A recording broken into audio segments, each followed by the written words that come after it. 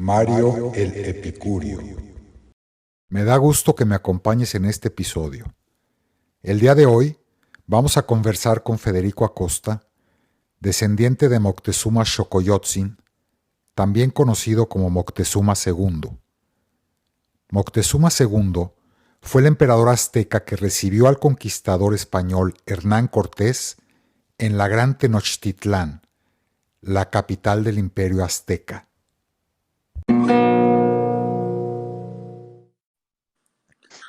Bienvenido, Federico. Buenas tardes, Mario. Te agradezco mucho haber aceptado mi invitación y es un placer para nosotros tenerte aquí en esta entrevista, donde antes que nada quisiera que nos contaras un poco sobre cómo viene tu descendencia, cuál es la genealogía que te trae como descendiente de este gran monarca azteca que era Moctezuma II. Ok, en mi familia nos viene el parentesco por mi abuela paterna. Ajá. A ella, tanto su madre como su padre, ambos descendían de Isabel de Moctezuma. Okay. El emperador Moctezuma Xocoyotzin tuvo muchos hijos, pero solo dos se reconocieron, a Pedro e Isabel. Nosotros venimos de Isabel. Ella tuvo 5 matrimonios. Primero la casó con Cuitláhuac, que era su tío, y era para poderlo hacer monarca a él, a Cuitláhuac, a la muerte de Moctezuma. El segundo fue Cuauhtémoc, que era su primo, y fue por el mismo motivo. Después, Hernán Cortés le impuso 2 capitanes para que casara con ellos. Con el primero no tuvo hijos, enviudó. Con el segundo tuvo un hijo, pero enviudó. Y entonces el tercero, ella lo escogió, que fue Juan Cano Moctezuma, también capitán del ejército español, y con él tuvo 5 hijos: Catalina, Isabel, Pedro, Gonzalo y Juan. Mi familia viene de Gonzalo. Yo soy la 14ª generación, y como a Isabel le tocaron Comodote, Tacuba y otras partes importantes de México, al haber estado siendo usadas por el gobierno y por otros pueblos, le pagaban una renta que por decreto del rey de Castilla, se convirtió en una pensión vitalicia para toda su descendencia. Esta se pagó hasta 1821, que viene la independencia de México de España, o sea, por 300 años. Ahí se paró el pago, y cuando se firma el convenio de paz y amistad entre España y México en 1836, México se obligó en seguir pagando la pensión a los descendientes de Isabel de Moctezuma. Y esa pensión la llegaron a cobrar, obviamente, hasta mis bisabuelos, pero todos mis tíos abuelos y mi abuela. Entonces, esto se pagó hasta 1934, que se dejó de pagar por un decreto del presidente de entonces, Abelardo Rodríguez. Muy interesante, Federico. Ahora, cuéntanos un poco sobre el pueblo azteca. ¿Qué sabes tú, no sé si de tradición oral de tus familiares, de tu descendencia? ¿Cómo es que llega a Tenochtitlán, que actualmente es lo que conocemos como la Ciudad de México? ¿Cómo llega ese pueblo azteca a Tenochtitlán? Bueno, esto es muy interesante porque, según cuenta la tradición, pero según cuenta la historia, y hay registro de ellos dentro de lo mismo que tenían ellos, los náhuatls, había 7 cuevas con 7 tribus. Estas salen de ahí, y los náhuatls, de donde vienen los mexica, que es de donde venimos nosotros, Sí. llegan a un lugar llamado Aztlán. Ahí ellos se convierten en esclavos del rey que estaba ahí. Una historia muy similar a la judía, pero su Dios les hablaba a través de su sacerdote, y les decía que tenían que salir de ahí y buscar la tierra prometida. De tal suerte que por ahí del año 1111 de nuestra era, abandonan Aztlán, y están deambulando, son recolectores, son cazadores, y van buscando la tierra prometida hasta que llegan a Chapultepec, en la ciudad, en lo que es ahora la Ciudad de México, lo que era el Valle de Anáhuac en aquella época. Ahí Sí. se establecen, están 19 años, y las tribus de ahí, los pueblos de ahí, los corren, pero su sacerdote les dice que el dios de ellos les dice que en el centro del lago tenían que establecerse, porque es donde estaba el islote con un parado con un nopal y una águila parada en el nopal devorando una serpiente. Mira. Entonces ahí es donde fincan Tenochtitlan. Esto es en el año aproximadamente 1325. Sí. Entonces, en 1325, de ser recolectores, de ser nómadas, se establecen y de Ujú. pronto son superingenieros civiles, Sí. porque de pronto en un lago, digo, en un valle que estaba constituido más o menos de 5 lagos, algunos salados, otros de agua dulce, ellos establecen una isla donde hacen Tenochtitlan, islas más pequeñas que son las parcelas en donde ellos están cultivando, porque ahora ya se establecieron, ya no son nómadas, y Ujú. entonces lograban tener hasta 8 cosechas al año. Mira Entonces se nomás. vuelven una potencia, pero ahí Increíble. ellos, sí, ahí ellos todavía pagaban tributo porque estaban dominados por el imperio del rey de Azcapotzalco. Ujú. Entonces, en 1425 más o menos, hacen la guerra contra el rey de Azcapotzalco y ahí Ujú. vienen la gente de Texcoco, la gente de lo que ahora está Cuba y la gente de Tenochtitlan. Ahí se unieron inclusive los tlaxcaltecas y otros pueblos y ganan la batalla. Y de ahí es donde emerge ya la triple alianza, que es lo Mm. que se potencializó a convertirse en en el Imperio Azteca, ¿no? Que Sí. fue que fue básicamente un tratado comercial entre muchos pueblos, ¿no? Eso Sí. es lo que era el Imperio Azteca.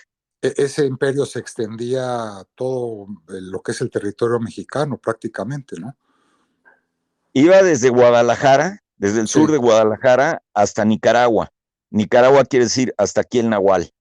Entonces, para entenderlo bien, los aztecas no era como en Europa de que llegaran, conquistaran, acabaran con el rey, lo mataran y mataran a toda la clase noble y impusieran a los suyos, ¿no? Sí.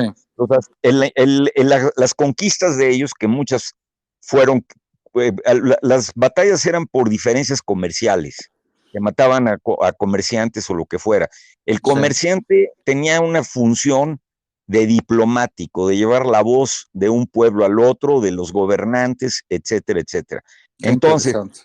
claro, había un tratado comercial entre todos ellos y Sí. los aztecas respetaban a toda la clase gobernante de los lugares que se sumaban a ellos. Claro.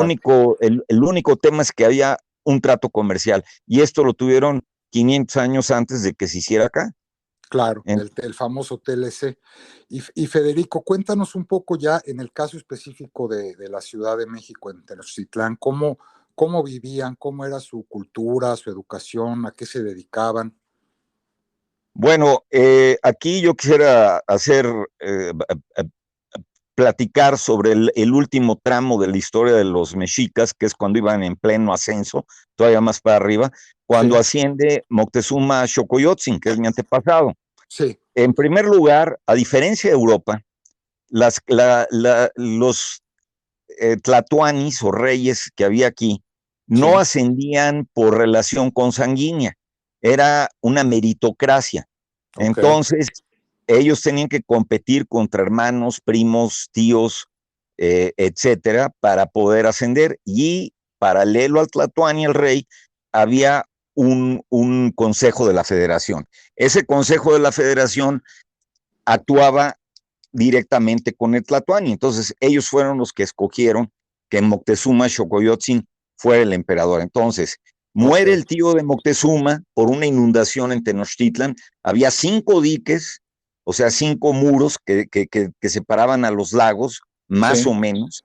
Ujú. Digo, había uno, el abuelo de Moctezuma Xocoyotzin fue Netzahualcóyotl. y el abuelo de Moctezuma, Moctezuma Ixcamina, le pide que haga un dique que se separe el lago de Texcoco de lo demás porque era un lago muy salado. Bueno, Ok. pues él hace un dique de 16 kilómetros de largo con compuertas y Sí. 6 metros de ancho. Esto es ingeniería hidráulica al sentido más puro. Cuando Sí, llegan de los primer nivel. europeos, sí, cuando llegan los europeos le dicen, oye, la gente de Venecia debería de copiar lo que hicieron los mexicas. Entonces, Ujú. ellos supieron pilotear en donde hicieron sus islas Sí. para encima de eso poder levantar edificios muy pesados, etcétera.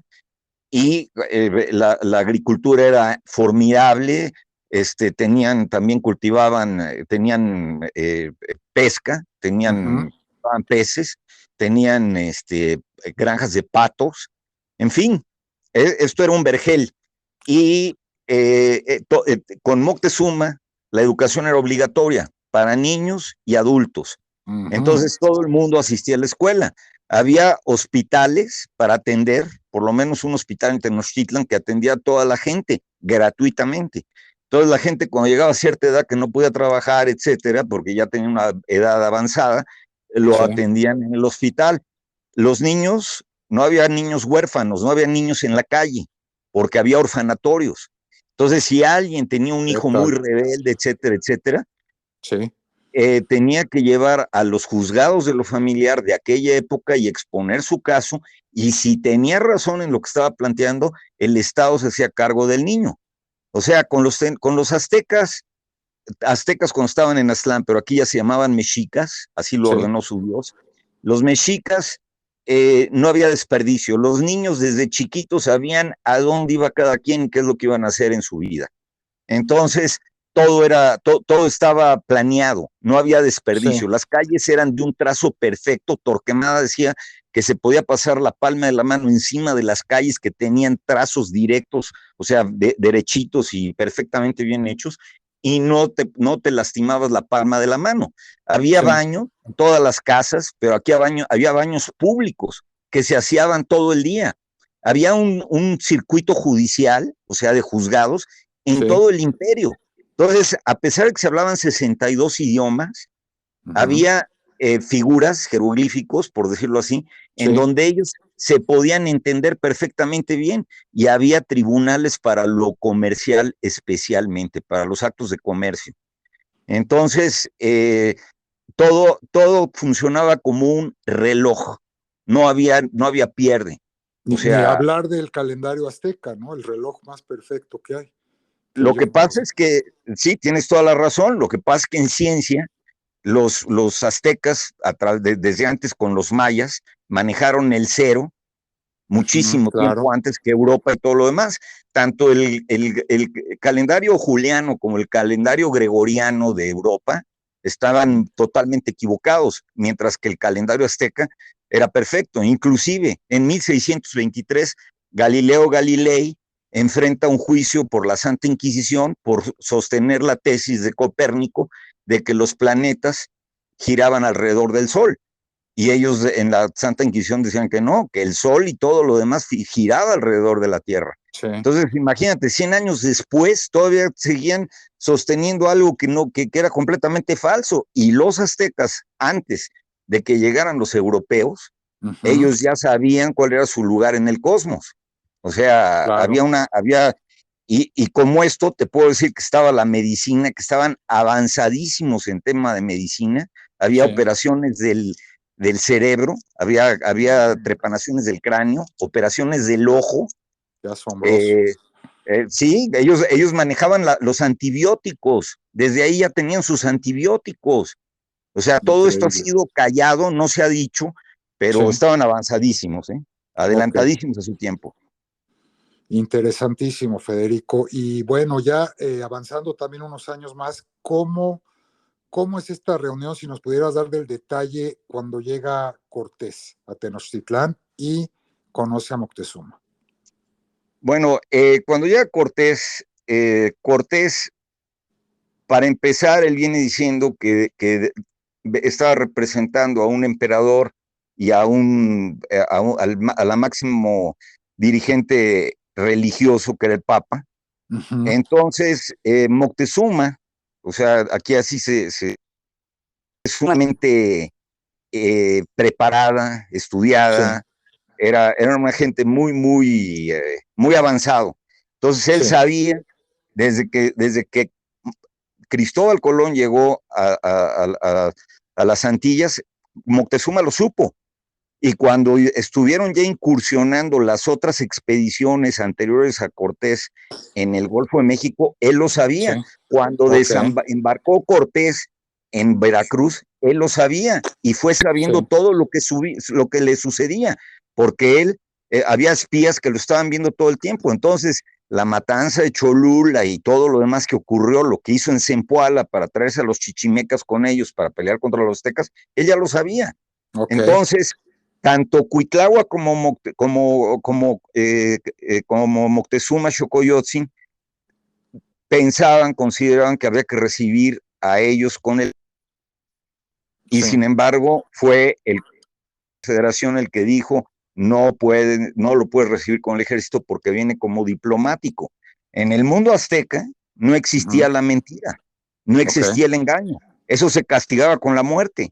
sí, Entonces, lo que alguien te decía lo tomaban como totalmente cierto. sí, Entonces Moctezuma recibió a Cortés el 8 de noviembre de 1503 sí, como amigo, no como amigo, como diplomático, y lo hospedó en el palacio que había sido de su padre, que ya había muerto, y ahí lo estuvo hospedado. Lo que él no sabía es que en 6 meses todo eso se iba a voltear, porque cuando venían en su peregrinar ya traían a los tlaxcaltecas con ellos. sí, O sí, sea, sí, le ofrecieron una princesa a los tlaxcaltecas y era la hermana de Xicoténcatl, era una princesa. sí, Cortés dijo que él no se podía casar, ya venía con la Malinche, pero que Pedro de Alvarado sí se podía casar con ella. Entonces, Pedro de Alvarado ya traía una esposa eh, que era contraria a los sí. aztecas. Y es una pena porque definitivamente la conquista la hicieron los indígenas y como dice el dicho, ¿no? Luego la independencia la hicieron los europeos. Así dice el dicho. Y bueno, esta reunión fue el 8 de noviembre de 1519, ¿correcto? No, fue el 1519, sí, exactamente, ahí fue, Cuando se conocieron Cortés y Moctezuma II. cuando se conocieron Entonces, Cortés. en esa fecha, ¿cómo llegó Cortés? ¿Dónde se conocieron? ¿Cómo fue ese encuentro? Y cómo, ¿qué piensa Cortés de también sus impresiones de haber llegado a Tenochtitlán? Bueno, se conocieron esa mañana Sí, de 502 años. 1519, en Sí. lo que es ahorita, exactamente enfrente donde está el Museo de la Ciudad de México, Ujú. atrás, bueno, a un lado, digamos, del Hospital de Jesús que fundó Cortés. Ahí fue el primer encuentro. Ujú. Eh, Esto fue, como digo, ellos fueron recibidos como diplomáticos, Sí, y después de ello, en una ceremonia en donde estaba todo el Consejo de la Federación y estaban la parte noble de los mexicas, o sea, sí. todo el paquete completo, los secuestran, o sea, Ujú. los retienen. Sí, Cortés tiene que ir al encuentro de Pánfilo Narváez porque Cortés venía renegado. Cortés venía sin instrucciones, había saqueado las otras expediciones y con todo eso venía a hacer esto sin la autorización del emperador. Entonces, digo, del emperador Carlos V. Entonces sí, del habían rey. mandado por él y venía un ejército a detenerlo. Ok, Cortés se enteró de eso y junto con algunos tlaxcaltecas y otra parte de su ejército, los encuentra y sorprende a Pánfilo Narváez, lo hiere, creo que lo deja inclusive tuerto, sí, al final de cuentas de eso murió, lo apresa y le da al resto del ejército de Pánfilo Narváez la opción de unirse con él en la conquista de México, sí, o de lo contrario, los mata a todos. Entonces, mientras eso está sucediendo, según el libro de Ignacio Romero Vargas, Moctezuma el Magnífico, sí, es Pedro de Alvarado el que acabó matando a Moctezuma Cuando lo sacan ante la gente, él ya estaba muerto Sí. y los martirizaron a todos para que confesaran dónde estaba el oro, y al mismo tiempo estaban fundiendo todo el oro que veían, haciendo lingotes, y Sí. cuando llega la noche triste para salvar la vida, Sí. dejan ir a Cuitláhuac Ujú. y se van con todo el oro que pueden. Y los que los fueron ayudando en la huida fueron los tlaxcaltecas, pero ya perdieron gran parte del ejército de los españoles, y tiempo después, semanas después, regresaron, y ya es donde continuó ya el sitio de, de, de Tenochtitlan. Aquí el problema por el que murió Cuitláhuac y murió pues, el 80% de la población de esta parte del mundo, fue porque trajeron algo que nadie esperaba, la viruela. Ujú. Y la viruela fue letal para los indígenas, y eso Sí. es lo que determinó todo al final, ¿no? Y Claro, entonces eso es claro. lo que pasó. Sí, porque simplemente el número de habitantes era, me parece que en México, ¿cuánta gente había nada más en la ciudad? Federico, me parece 1 millón de habitantes y que en el mercado también se juntaba algo así como 60, 80 mil personas diarias, ¿no? Era muy, muy denso en población toda esa zona. Sí, sí, efectivamente, en el Valle del Anáhuac hay que considerar que, por ejemplo, Coyoacán, Iztapalapa, todos estos colonias que ahorita lo llamamos como colonias o regiones aquí en la Ciudad de México, pues Sí, eran pueblos, ¿no? claro. Y entre todos estos pueblos sí se juntaban entre 800,000 y 1 millón de habitantes. Quizás en Tenochtitlan había 350,000 gentes, y el mercado estaba en Tlatelolco, y por palabras de Hernán Cortés, en la primera carta de relación que le manda al emperador, bueno, a Carlos I de España o Carlos V, el emperador, le Sí, dice, bueno, aquí van a ese mercado 60,000 gentes diariamente. O sea, cuando en Europa las 3 ciudades más pobladas estaban entre Londres, París y Sevilla, sí. y ninguna sobrepasaba los 40,000 habitantes, ¿no? Y No, qué bárbaro. aquí había 1 millón, o sea, la potencia del comercio de esta parte del mundo, ¿no? Claro, no, pues realmente una impresionante historia, Federico, todo lo que nos has contado. Y ya dentro de este contexto histórico, con lo que nos has comentado, yo le quisiera comentar a nuestro auditorio que tú recientemente participaste en la producción de un documental que precisamente narra el encuentro entre Cortés y Moctezuma, pero de alguna forma repitiéndolo, ¿no? Como un reencuentro, más que un encuentro, entre dos de sus descendientes. Y tengo entendido también que la idea de este documental, la producción, inclusive la dirección del documental, estuvieron a cargo del cineasta Miguel Gleason. La persona que participa como el descendiente de Cortés se llama Ascasio Pignatelli, y como descendiente de Moctezuma participas tú, te contactaron a ti para hacer este papel, digamos, pero yo quisiera, por favor, que nos contaras de este documental en específico, cómo fue tu experiencia durante la filmación, si hay algunas historias interesantes que nos quieras contar de este evento donde participaste. Pues mira, fue una experiencia muy, muy fuera de lo común, muy interesante, porque yo no conocía a ninguno de ellos. Un Sí, día, una noche, me contactó Miguel Gleason, él vivía en París, sí, y total, de ahí se desarrolló la relación. Fue, yo creo que a principios de 2019. ajá, El caso es que 3 meses después me vinieron a hacer una entrevista, vino con 10 gentes, sí, y me hicieron aquí una entrevista para la película. Y finalmente, ellos estaban también hablando con otros 2 o 3 nobles que se decían descendientes de Moctezuma en España, sí, pero a final de cuentas fue conmigo la situación. Yo sí, no conocía, yo conocía a Ascanio Pignatelli, no lo conocía, y lo conocí el día del abrazo que se dio en la película. O sea, fue una sorpresa para mí, y una sorpresa muy agradable, órale, porque Ascanio Pignatelli es una persona formidable, ¿eh? sí, Y una mira persona nomás, de 10, y Miguel Gleason, pues igual, es una gente con claro, muchísima cultura, muy preparado, sí, y es un cineasta en forma, ¿no? sí, sí, sí. Entonces, El, pero el, ¿cómo estuvo? ¿Cómo los presentaron? a ver, Ascanio Pignatelli inició la filmación con él porque repitieron el viaje que hizo Hernán Cortés de Veracruz a la Ciudad de México. Ajá. Entonces lo fueron filmando todo el camino, o sea, bueno, fueron a las ciudades, no es que él viniera caminando, ¿no? Fueron a Sí. todas las ciudades y hasta llegar a la Ciudad de México. Lo tuvieron en un hotel, a mí no me lo presentaron, no sabía nada de él. Ajá. Y conmigo la filmación fue como 4 días más o menos, Sí. 4 días antes del Día del Abrazo. El Día del Abrazo nos vimos en la mañana y ahí nos conocimos a las 8 de la mañana y estaban todos los medios de comunicación. Fue un día muy largo.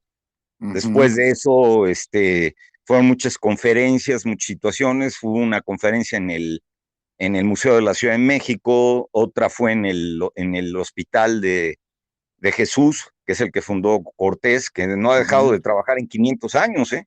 Claro, ¿no? Y ahí están los restos de Cortés, si no mal Eh, recuerdo, ¿no? Exactamente, ahí están los restos de Cortés. Después en la noche, en el Zócalo de esa Ujú. misma noche, se puso en escena la ópera que compuso Antonio Vivaldi para Moctezuma, pero Wow. ya con un arreglo, sí, ya con un arreglo increíble, ¿eh? O sea, se volvió 3 tiempos, Sí. 150 actores, una pantalla Wow. como de Qué 20 metros de impresionante. largo, sí, y esta la hizo Samuel Maynés. Ah, Luego esa muy noche hubo una reconocido. cena de gala en el University Club Sí. y, y ahí otra vez fue con los medios y fue con mucha gente. Fue un día largo, pero muy agradable. Y lo Cómo único no. que yo le pedí a Miguel Gleason, mi única condición fue que reivindicaran a la cultura azteca, bueno, Sí. mexica, y a Moctezuma Xocoyotzin, que era mi antepasado. Pues muy bien, yo se me hace una idea muy original, la verdad, lo que tuvieron del reencuentro y cómo lo manejaron.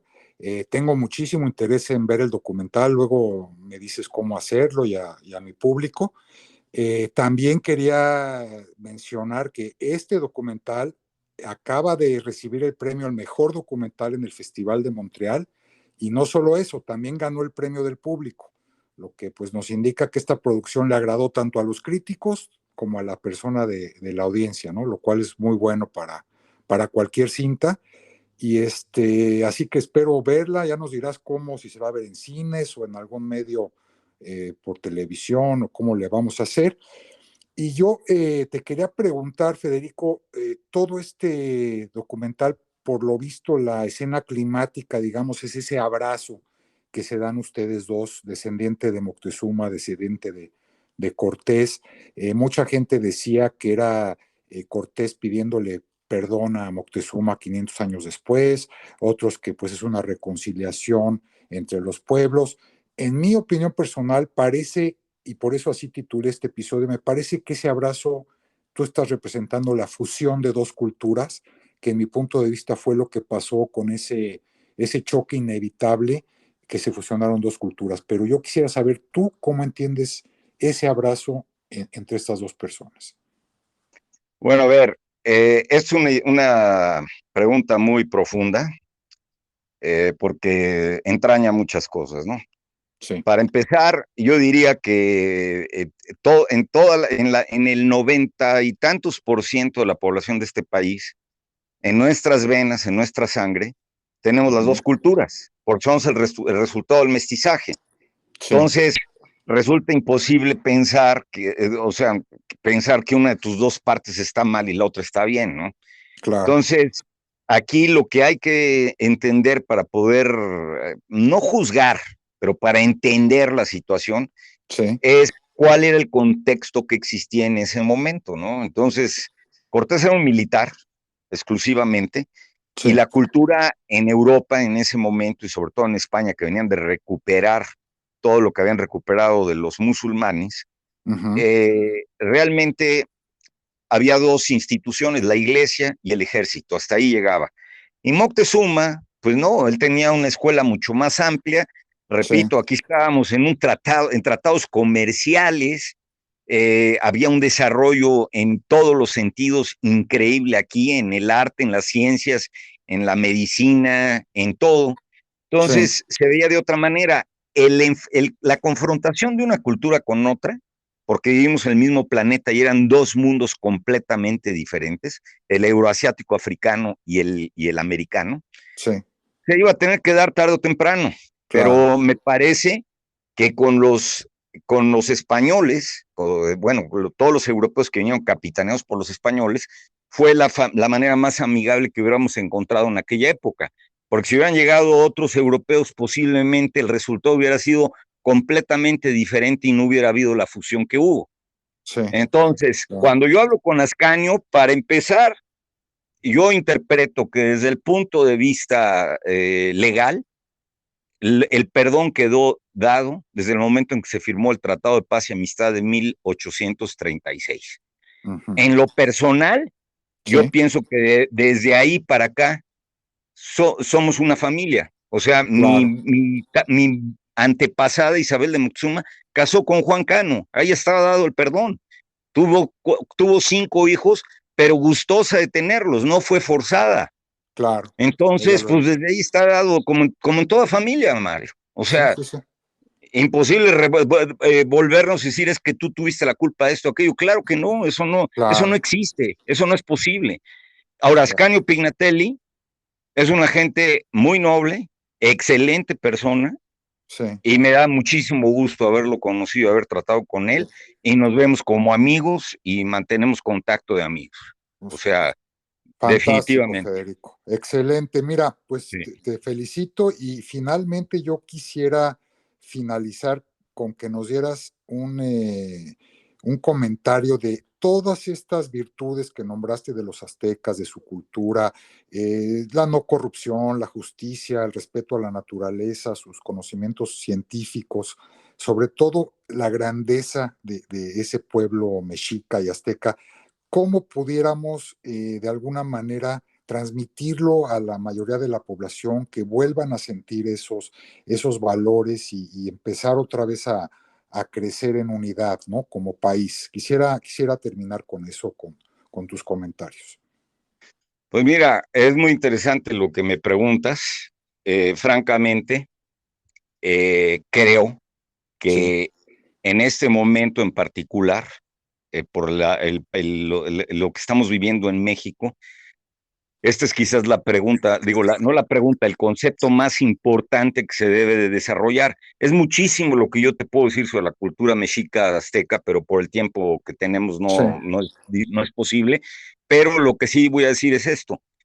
La mística que llevó a los aztecas a emigrar de unas cuevas a Aztlán y de Aztlán volverse nómadas y de volverse nómadas establecerse aquí, esa cohesión entre el pueblo, entre la gente, para mantenerse unidos, para saber sacar lo mejor de cada quien y que ujú, todos cumplieran una misión y etcétera, etcétera, etcétera, es de veras de otro mundo.